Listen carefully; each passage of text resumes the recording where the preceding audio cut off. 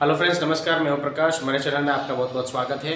आज हम इस वीडियो में जानेंगे कि इंग्लिश फ्लुएंट बोलने वाले एक्चुअल में सीखते कहाँ से हैं। इंग्लिश कोई टैलेंट नहीं है। इंग्लिश एक ऐसी चीज़ है जो लैंग्वेज है, उसको आप नॉर्मली लैंग्वेज के हिसाब से ही सीखिए। इंग्लिश को नॉर्मली सीखी जा सकती है, ये लैंग्वेज है, और उसी हिसाब से इंग्लिश में फ्लुएंट बनने के लिए, इंग्लिश को ज़्यादातर स्पीड में बोलने के लिए, इंग्लिश को अच्छे से बोल सकते हैं, उसके लिए हमें क्या करना चाहिए। ये 3 things we have to remember. हम 3 चीज़ों को याद करना चाहिए हमेशा। उन तीन चीज़ों को जो मैं बताने जा रहा हूँ, आप उसको याद करिए और आपकी इंग्लिश फ्लुएंट हो जाएगी। चलिए आइए जानते हैं वो 3 थिंग्स क्या है। देखिए, फर्स्ट पहला है, रोज़ 10 से 15 मिनट आपको लाउडली रीडिंग प्रैक्टिस करना है। ज़ोर से आपको 10 से 15 मिनट तक लाउडली, न्यूज़पेपर हो या बुक्स हो इंग्लिश वाला, आपको रीडिंग प्रैक्टिस करना है। इससे आपका फ्लुएंट बढ़ेगा। दूसरा है फ्रेंड्स, रोज़ 5 सेंटेंस वाक्य बोलने की प्रैक्टिस करेंगे।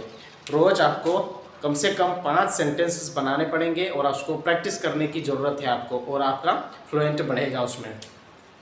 तीसरा क्या है दोस्तों, डेली लाइफ की चीज़ें जो हम डेली यूसेस में बातें करते हैं, डेली यूसेस में हम जो सेंटेंसेस बनाते हैं, उसी सेंटेंसेस को हम हिंदी की जगह हम इंग्लिश में यूज़ करने की कोशिश करेंगे।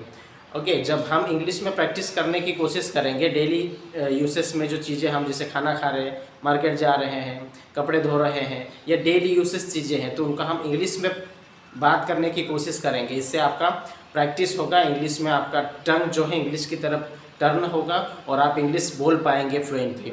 For example, I am eating food, मैं खाना खा रहा हूँ। ओके, ये डेली यूज़ का काम है, डेली यूज़ का एक्टिविटी है। हम उसको इंग्लिश में प्रैक्टिस करने की, बात करने की कोशिश करेंगे। Second, I am going to the market, मैं बाज़ार जा रहा हूँ।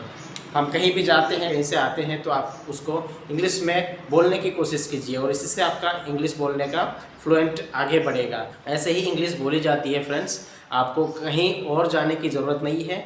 आप मेरे चैनल को सब्सक्राइब कर लीजिए और आपको ऐसे ही इंग्लिश सीखने को नए नए तरीके मिलते रहेंगे।